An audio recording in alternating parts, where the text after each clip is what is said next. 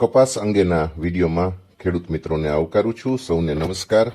આજે સોમવારનો દિવસ, 20મી એપ્રિલનો દિવસ. કપાસની આવક રાજકોટ માર્કેટિંગ યાર્ડમાં શું થઈ છે એની વાત કરું. હરાજી સંપન્ન થઈ ગઈ છે. 5 થી 5.5 હજાર મણ કપાસ રાજકોટમાં આવ્યો છે. ભાવમાં 10-20 રૂપિયાનો સુધારો છે. 10 થી 20 રૂપિયા પ્લસ થઈ છે બજાર. એમાં 4G ક્વોલિટીના 1750 થી 1780, એ ગ્રેડની અંદર 1700 થી 1750નો ભાવ હતો. હવે હું તમને વાત કરું બી ગ્રેડની. એની અંદર 1630 થી 1700 રૂપિયાના ભાવ યાર્ડની અંદર મળે છે. 1540 થી 1630 સુધી સી ગ્રેડમાં મળે છે અને એકદમ હલકા માલ 1450 થી 1540માં વેચાય છે. મિત્રો, તમારા તરફથી કેટલીક કોમેન્ટો મળે છે, એના તરફથી જે કંઈ પ્રત્યુત્તર મળ્યા છે તમારા, એના ઉપરથી એવું લાગે છે કે ગામડે બેઠા લગભગ 1600 થી લઈને 1800ની વચ્ચે ક્વોલિટી પ્રમાણેનો ભાવ મળી રહ્યો છે. જો હું ખોટો ન હોઉં તો કોમેન્ટ કરજો, અને તમારી પાસે સાચી માહિતી હોય તો જરૂરથી ગામડે શું ભાવ ચાલે છે એના વિશે પ્રકાશ અવશ્ય પાડજો. હું વાત કરીશ અત્યારના ગાંસડીના ભાવની. તો લગભગ અત્યારે ગાંસડી 200 રૂપિયા સારી છે. શંકરુની ગાંસડીનો ભાવ 60,100 થી 60,400 સુધી બોલાય છે. અને કપાસિયાના ભાવની વાત કરું તો 800 થી 860 ટકેલો ભાવ છે. એવી જ રીતે ખોળની અંદર 1860 થી 1960નો ટકેલો ભાવ મળે છે. જે ઊંચો ભાવ છે એ માત્ર સારી ક્વોલિટીના જ કપાસિયા કે ખોળની અંદર હોય છે. કપાસિયાના ભાવ વધતા અટકી ગયા છે. ઉનાળાને લીધે ખોળની ડિમાન્ડ ઘટી ગઈ છે, એટલે કપાસના ભાવ બહુ વધતા નથી. આ બહુ સ્પષ્ટ તમને કહી દઉં. અત્યારે ડિમાન્ડ ઓછી જણાય છે, એટલા માટે બજાર અથડાયેલી મળી રહી છે. હવે હું તમને વાત કરીશ જે દર અઠવાડિયે તમને આપતો હોઉં છું, આખા કપાસના વેપારના ગણિતની. એની અંદર વૈશ્વિક બજાર, લોકલ બજાર ઉપરાંત આપણે ત્યાં પ્રવાહો કેવા છે, યાન મિલો કેવી ચાલે છે, જીનિંગ મિલો કેવી ચાલે છે, બધી જ વાત અહીંયા આવવાની છે. ફટાફટ જોઈ લઈએ કે અત્યાર સુધીમાં આખા દેશમાં 300 લાખ ગાંસડીની આવક થઈ ગઈ છે. એમાંથી વપરાશ 172 લાખ ગાંસડીનો થઈ ગયો છે. 8 લાખ ગાંસડી નિકાસ કરવામાં આવી છે. નિકાસ આ વર્ષે બહુ ઓછી છે, ખાસ નોંધજો. આયાત લગભગ 42 લાખ અને 75,000 ગાંસડીની થઈ ગઈ છે. આયાત અત્યારે વિક્રમી સપાટીએ છે. ગયા વર્ષ કરતાં પણ આયાત અત્યારે વધી ગયેલી છે. ચાલુ સિઝનમાં ખુલતો સ્ટોક 55 લાખ ગાંસડી હતો. આયાત 42 લાખ 75,000 ગાંસડીની થઈ, અને કુલ આપણી ત્યાં લોકલ આવકો 300 લાખ ગાંસડીની થવાની ધારણા છે. એટલે કુલ પુરવઠો આપણે ત્યાં 397 લાખ ગાંસડી અને માથે 75,000 ગાંસડીનો રહેશે. અત્યાર સુધીમાં વપરાશ 172 લાખ ગાંસડીનો થયો છે. એમાંથી નિકાસ થયેલી 8 લાખ ગાંસડી બાદ કરવાની હોય, પણ આપણે ત્યાં એ વપરાશ તરીકે ગણીએ તો કુલ ડિમાન્ડ આપણે ત્યાં આપણા કપાસની 180 લાખ ગાંસડીની થઈ, અને અત્યારે જે સ્ટોક 217.75 લાખ ગાંસડીનો છે. એટલે કે 217 લાખ ગાંસડીને માથે 75,000 ગાંસડી વધારાની આ સ્ટોકમાં પડેલું છે.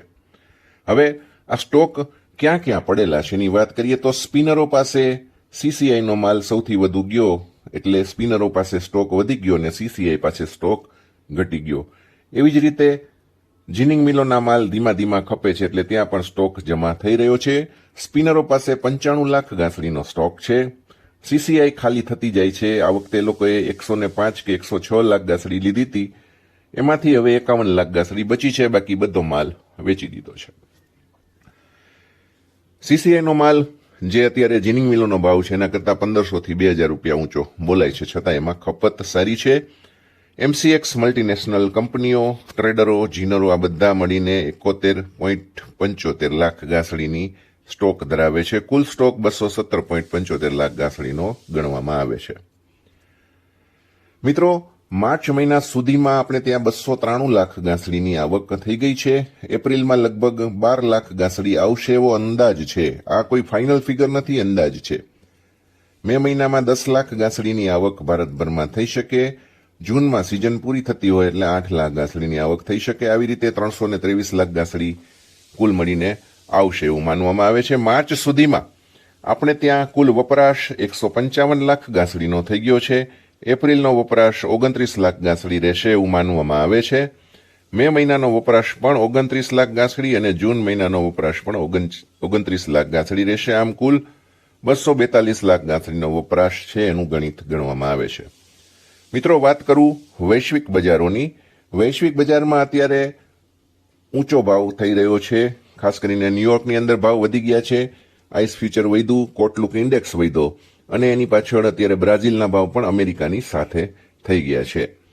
કુલ જે કાંઈ છે આયાતકાર દેશોમાં પણ ભાવ વધ્યા છે, કારણ કે એ લોકોએ લેવલી કરી હતી, ત્યાં આગળ ભાવ બહુ વધી ગયા એટલે આયાત વધી હતી. ભારતની અંદર વાત કરીએ તો ફિઝિકલ કોટનના ભાવ જે લગભગ છે ધીરે કરતા સુધરતા જાય છે અને 60,500 61,000 ઉપરના ભાવ થઈ ગયા છે. કપાસની મર્યાદિત આવકો છે અને સામે જે અવેલેબિલિટી એટલે કે ઉપલબ્ધિ ટાઈટ છે. સીસીઆઈના સ્ટોક ઘટતા જાય છે, જીનોનો માલ ખપતો જાય છે. પણ અહીંયા દુઃખની વાત એ છે કે ખેડૂતોનો કપાસ હાથમાંથી નીકળી ગયો બધો, સરકારે ટેકાના ભાવે લઈ લીધો, પછી એ લોકોએ ઊંચા ભાવમાં વેચવા માંડ્યા. એટલે સરકાર તરફથી જે ખેડૂતોને નિરાશા સાંપડી છે. ભલે ટેકાના ભાવે લીધો પણ એમાં ગોબાચારી પણ ઘણી થઈ છે અને ઘણા બધા ખેડૂતો એ બાબતથી વાકેફ છે, એટલે આપણે ચર્ચા નથી કરવી. આઈસ કોટન ઉપર મે મહિનાનો વાયદો જે 73.22 સેન્ટથી વધીને 77.40 સેન્ટ સુધી ગયા અઠવાડિયામાં પહોંચ્યો. જુલાઈ મહિનાનો વાયદો 75.33 વાળો 79.82 જે તમને મેં ગઈકાલે કહ્યું હતું એ સેન્ટ ઉપર પહોંચ્યો છે. વાયદાની અંદર ઓપન ઇન્ટરેસ્ટ એટલે કે ઉભા ઓડિયા ઘટીને 23,011 લોટના થઈ ગયા છે, જે વધીને એક તબક્કે 3,30,564 હતા. બહુ ઉભા ઓડિયામાં કાપ આવ્યો છે. જીનિંગ મિલોની વાત કરીએ તો અત્યારે ડિસ્પેરિટીના ઇસ્યુ ઊભા જ છે, પણ એ જે હોય આપણે એની ચર્ચા નથી કરવી. ગુજરાતની અંદર જીનિંગ મિલો મોટાભાગે બંધ થવા માંડી છે. એવી રીતે મહારાષ્ટ્રની અંદર પણ ઘણી મિલો બંધ થઈ ગઈ છે. જે જીનિંગ મિલો ચાલુ છે ત્યાં બહુ ઓછો અને મર્યાદિત કપાસ મળે છે, એટલે જીનિંગ પ્રવૃત્તિ ઓછી થાય છે. ઉત્તર ગુજરાતની અંદર થોડી જીનિંગ મિલો ચાલુ હતી, એ બંધ થઈ ગઈ છે. અને ભારતની વાત કરું તો ઉત્તર ભારતમાં જીનરો પણ લિમિટેડ અરાઇવલ એટલે કે ઓછી આવકોને લીધે મુશ્કેલી અનુભવી રહ્યા છે. પાવરની પણ ત્યાં ખેંચ છે, વીજળી અને લેબરની પણ ત્યાં આગળ અવેલેબિલિટી એટલે કે ઉપલબ્ધિ નથી. પૂરા ભારતમાં લગભગ 4,000 જીનિંગ મિલો આવેલી છે અને એમાંથી મોટા ભાગની અત્યારે બંધ થઈ ગઈ છે, બંધ થવા ઉપર છે, ઓછું કામ કરી રહી છે.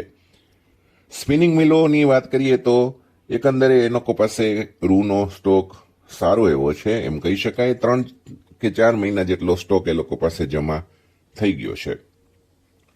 યાનની માંગ અગાઉના મહિનાઓમાં ઘણી સારી હતી, મજબૂત હતી, પણ ચીનનો ટેકો પણ હતો, એ થોડોક હવે હટી ગયો છે. ભાવ બહુ આકર્ષક હતા, એમાં થોડોક ઘટાડો આવ્યો છે. ડિમાન્ડ પણ થોડી ઘટી છે, પણ આમ છતાંય સ્પિનિંગ મિલો પાસે હજી માર્જિન ઘણા સારા છે. ખાસ કરીને વિવિંગ અને નીટિંગ ઇન્ડસ્ટ્રીની ડિમાન્ડ ત્યાં આગળથી વધારે છે. ગાર્મેન્ટવાળા ભાવ નથી વધારી શકતા, એટલે હવે યાનના ભાવ થોડાક ઊંચા ભાવથી દબાણા છે એવું લાગી રહ્યું છે. સારી ક્વોલિટીના કપાસની અછત છે એવું યાન મિલો કહી રહી છે. વાત કરીએ સીસીઆઈની. સીસીઆઈનું વેચાણ અત્યારે ખૂબ સારી રીતે ચાલી રહ્યું છે અને લગભગ 51-52 લાખ ગાંસડી અનસોલ્ડ પડેલી છે. 105 લાખ ગાંસડીની એ લોકોએ ટેકાના ભાવથી ખરીદી કરી હતી. સીસીઆઈ બહુ સારી રીતે માલ વેચી રહી છે અને હજુ પણ એનું વેચાણ ચાલુ છે, પણ અગાઉ કરતાં 15 દિવસથી થોડુંક એ લોકોનું વેચાણ ધીમું જરૂર પડ્યું છે. વાત કરીશ કપાસના ભાવની. ખેડૂતો પાસે કપાસ છે, 10% કપાસ કદાચ હજુ નીકળે તો એની અંદર ભાવ વધવાની શક્યતા 50%. એટલા માટે કહું છું કારણ કે કપાસિયા અને કપાસિયા ખોળની બજારનો ટેકો નથી. ખોળનો વપરાશ ઊંચા ભાવને લીધે, ઉનાળાને લીધે ઓછો છે, પણ કપાસ વધે તો હજુ એમાં 50 થી 100 રૂપિયા સુધીની જગ્યા રહેશે જો કપાસિયા અને કપાસિયા ખોળ વધે તો. બાકી અત્યારે ગાંસડીની અંદર વધારે વેપાર થઈ રહ્યા છે. વૈશ્વિક બજારની અસરથી ગાંસડીના ભાવમાં તરત ફેરફાર થઈ રહ્યો છે. કિસાનોને જો 1800નો ભાવ મળતો હોય, 1750નો ભાવ મળતો હોય તો હવે 100 રૂપિયાની આમ તેમ થાય એ ગણતરી કરીને વેચવું જોઈએ. અત્યારે ઘટાડાની સંભાવના કપાસમાં બહુ ઓછી છે. 25-50 રૂપિયાની વધઘટ રહેશે. ઊંચામાં લગભગ 50 થી લઈને 100 રૂપિયા સુધીની જગ્યા રહેશે એવું અત્યારે અનુમાન બેસે છે. વાવેતર, ખાસ કરીને ચોમાસું અને ટેકાનો ભાવ શું નક્કી થાય છે એના આધારે આ વધઘટ થશે અને ઉપરાંત કપાસી અને કપાસિયા ખોળના ભાવ પણ એની પર અસર કરવાના છે. મિત્રો, વિડીયો કેવો લાગ્યો જરૂરથી કોમેન્ટ કરજો. આપ સૌને જય શ્રી કૃષ્ણ.